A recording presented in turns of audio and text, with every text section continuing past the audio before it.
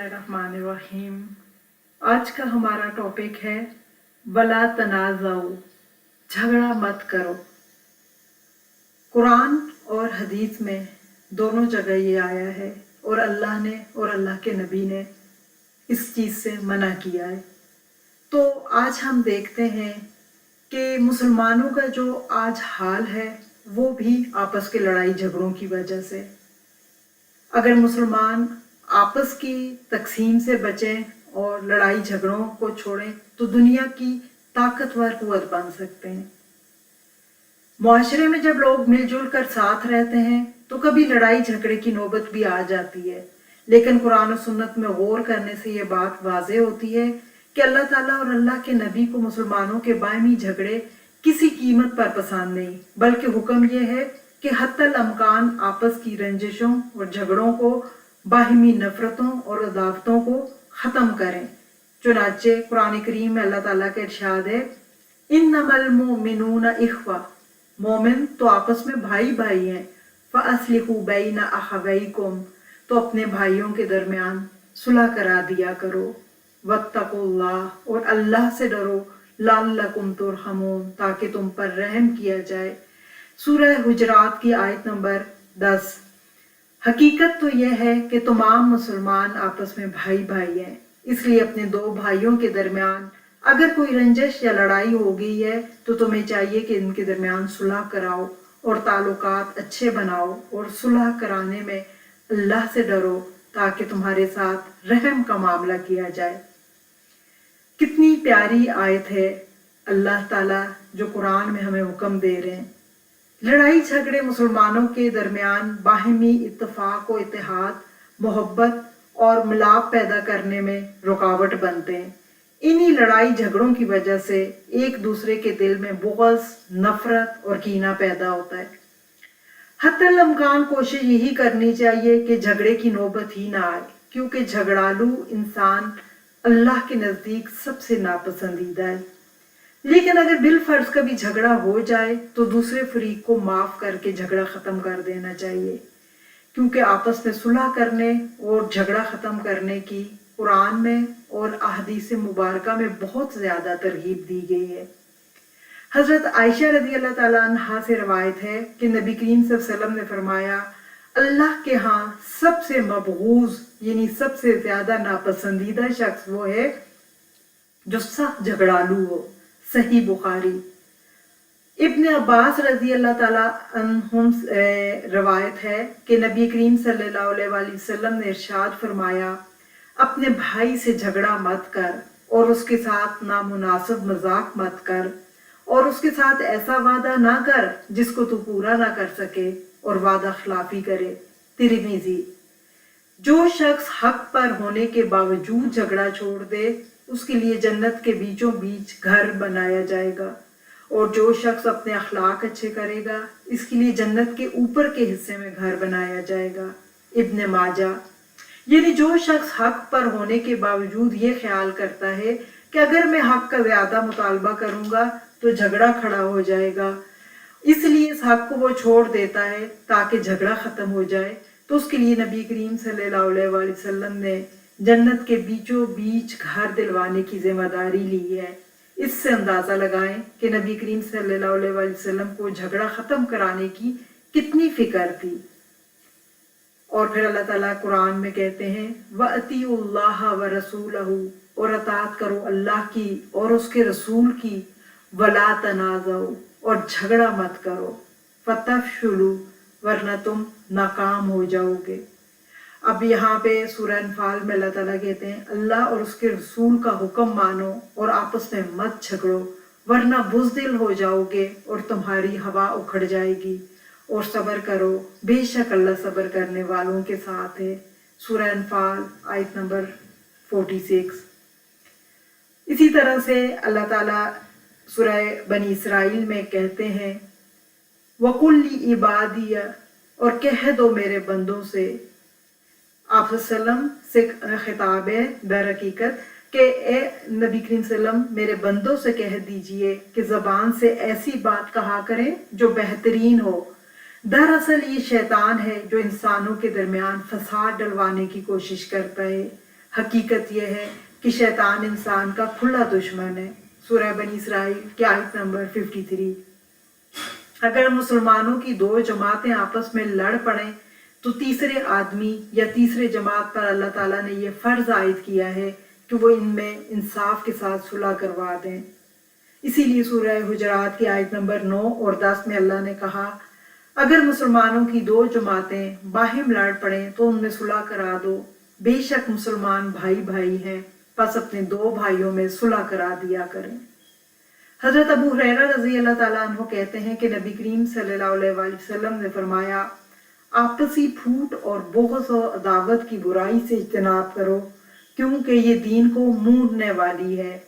ऐसी यानी आपस की फूट की बुराई की वजह से आपस की अदावत और बुग़्ज़ और हसद, इसको अल-हाल का यानी हालक का यानी मूंढ देना, हलक कर देना, यानी दीन को फिर कहा कि मूंढने वाली यानी सर को मूंढने वाली नहीं बल्कि दीन को मूंढने वाली है। सुनन तिरमिजी 2508। जब नेक काम के लिए स्पेशली इकट्ठे हों तो आपस के झगड़ों से बहुत ज्यादा बचना चाहिए। जो कोई भी दीन का काम करें, कहीं पर भी हों, किसी भी शक्ल में झगड़ा और खींचातानी से इज्तनाब करें, क्योंकि झगड़ा नाकामी की सबसे बड़ी वजूहात में से एक वजह है।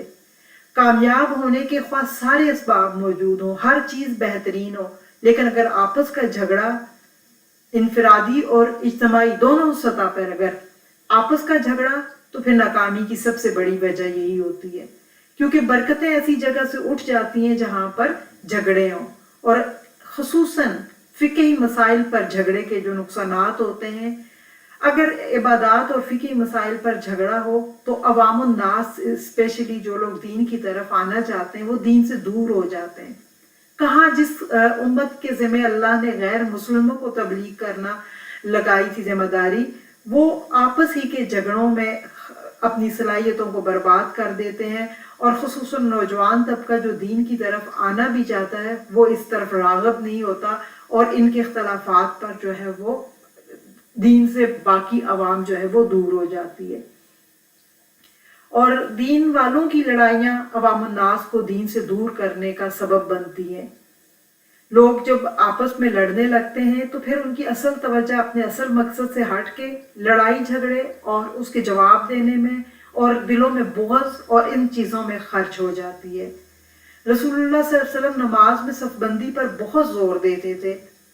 रसूलुल्लाह सल्लल्लाहु अलैहि वसल्लम ने लोगों की तरफ एक दफ़ा मुतवज्जा होकर फरमाया, अपनी सफ़ों को कायम करो।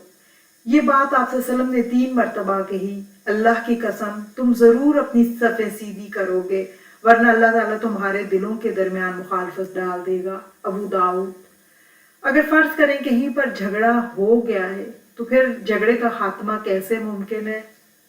जैसे कि अभी हमने कुरान की आयत में पढ़ा, अल्लाह और उसके रसूल की अताअत से। फिर दूसरे नंबर पे सब्र करना है। फिर इस्लाम में इख्तिलाफ राय की इजाजत तो है, लेकिन अपनी राय साबित करने के लिए दूसरों की राय को गलत साबित करने की कोशिश मत करें। नियतों की खराबी झगड़ों की सबसे बड़ी वजह होती है।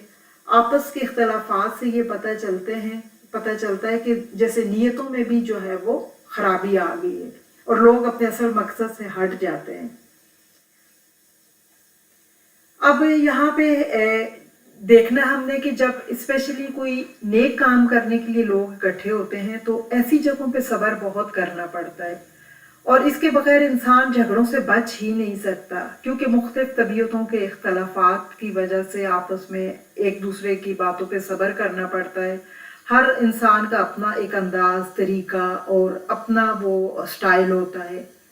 अगर काम एक इंसान से ज़्यादा कर रहे होते हैं और कभी क्रेडिट किसी दूसरे को मिल जाता है तो ये चीज़ भी इंसान के अंदर वक्ती एक मायूसी, क्योंकि हमने पढ़ा कि शैतान इंसान के दिल में इस तरह की बातें डालता है जिससे ये आपस में झगड़ें। तो कोशिश ये करें कि हर काम सिर्फ जब अल्लाह की रज़ा के लिए हो और अजर जब अल्लाह से मतलूब हो, तो फिर ये छोटी छोटी बातें कभी भी इंसान के जो है वो दीन से दूरी का या आपस में नफरत और कदूरत का बाइस नहीं बनती। जब खालिस नियत होगी और सिर्फ अल्लाह की खातिर जब कोई भी काम किया जाए तो फिर ये छोटी छोटी चीज़ें जो है वो कोई मानी नहीं रखती। تاریخ میں بہت سے ایسے واقعات گزرے ہیں جن میں مسلمانوں کی شکست کی وجہ وسائل کی کمی نہیں تھی بلکہ آپس کا اختلاف تھا۔ جو لوگ اصل میں آپس میں لڑتے ہیں ان کے ماتحت یا جو ان کے انڈر لوگ ہوتے ہیں ان کے دلوں سے ان کا رعب اور ہیبت ختم ہو جاتی ہے، اور یہ بات اس کی وجہ سے کیا ہوتا ہے، انسان جو ہے وہ اپنے مقصد کا حصول وہ نہیں کر پاتا اور تباہ ہو جاتا ہے۔ ہم آج صرف تاریخ کا ایک صفحہ الٹیں گے اور دیکھیں گے کہ مسلمانوں کی کتنا بڑا نقصان ہوا صرف آپسی جھگڑے اور لڑائیوں کی وجہ سے۔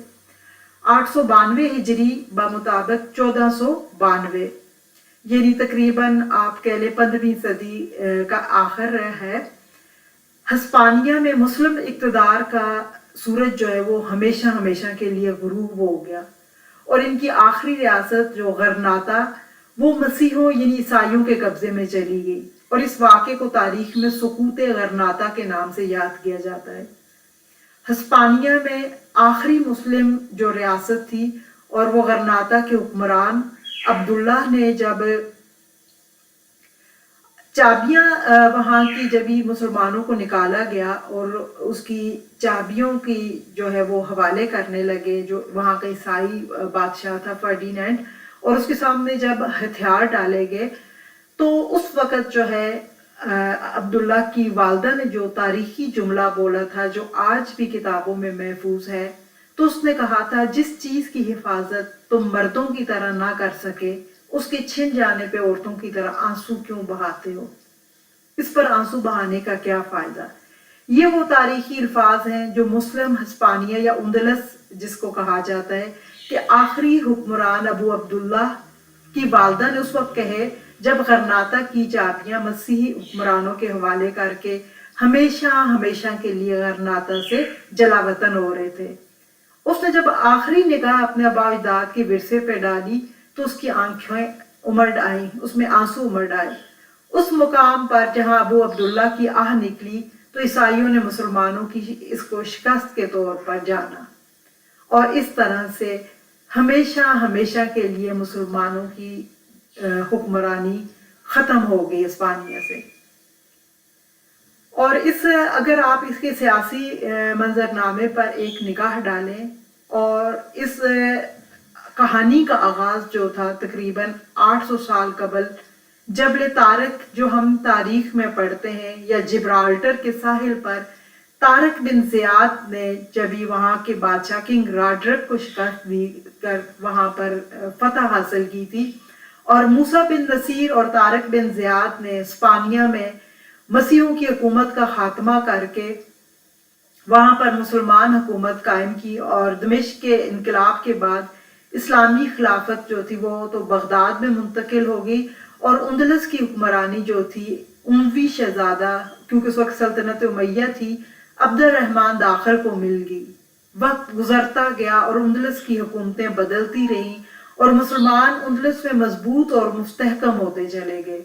آہستہ آہستہ یہی اندلس عالم اسلام کا جو ہے علم و ہنر کا مرکز بن گیا، اور دور عروج میں اندلس نے ابن بیطار، ابن رشد، الفارابی، اسحاق موصلی اور خطیب جیسے ہزاروں علماء اور فضلاء پیدا کیے۔